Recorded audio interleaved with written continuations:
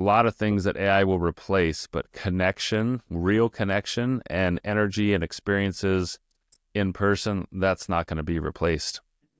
Connections, conversations, That's right. content co-creation as we're doing here. And I want to go down just a slight path around the idea of connection and conversation and what you're doing, what you've been doing as a B2B entrepreneur, helping other entrepreneurs level up and elevate.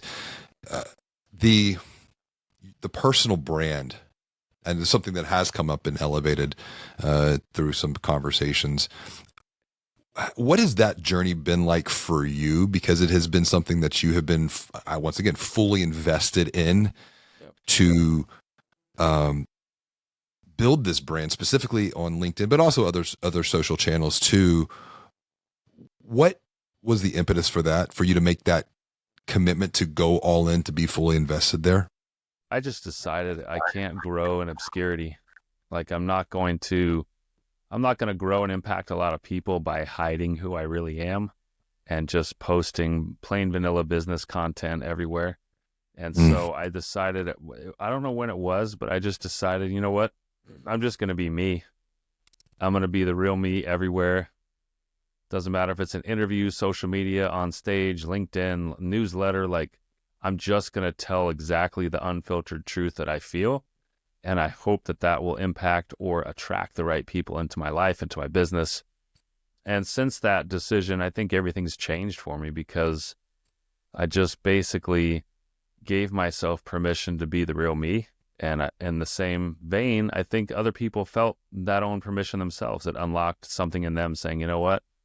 I don't have to try to pretend to be a specific kind of professional Mm. everywhere that I go. I remember getting an email that was like, I can't believe you post so much on social media about your vacations. Like, I would never let my clients see that side of my life. And I thought that's kind of sad.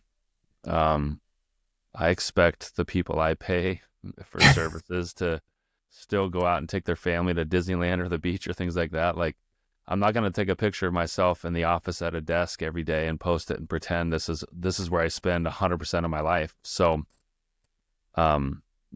just deciding to be who you really are and to put it out there has really made an impact for me. And I think everyone who does it, people are way more likely, businesses are more likely to pay a premium and to hire a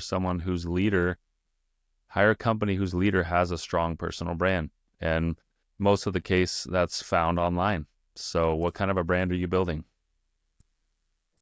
This actually connects back to the point before about connections and conversations and how that can lead to collaborations even, but it's not artificial intelligence. Yeah. And perhaps when you talk about just being you, that's another AI, that's authentic intelligence, I like that. and being able to lean more into yourself and not having to put the mask on. This is something that I've been working just myself over the years, and it's taken time, but it's like this is who I am, and being comfortable with that. And I, what do you see, because this really connects this full circle now back to action and being fully invested? What prevents other entrepreneurs from being fully invested, and as a result, because they're not fully invested, they're failing to take the actions that they need to take to elevate and level up? I think the primary reason entrepreneurs aren't fully invested is fear of failure. People are scared to fail. They're scared of judgment. They're nervous about making big mistakes. And so we often just put ourselves in this comfort bubble where we don't get hurt. It's like wrapping your kid in bubble wrap before they go out and ride their bike. Like, actually, it's better if you let your kid just ride their bike. Yeah, wear a helmet, but if they fall off and scrape their knees, they're going to survive and they'll learn for next time. And it's the same with entrepreneurship. Like, we need to scrape our knees sometimes and fall off the bike. You will never learn how to ride a bike with the bike sitting in the garage and you're watching videos on riding bikes and you're reading books Mm. and listening to podcasts on how to ride a bike. Like, at some point you need to push the pedals Get on the and bike. yeah, get on the bike and go down the hill and try it out.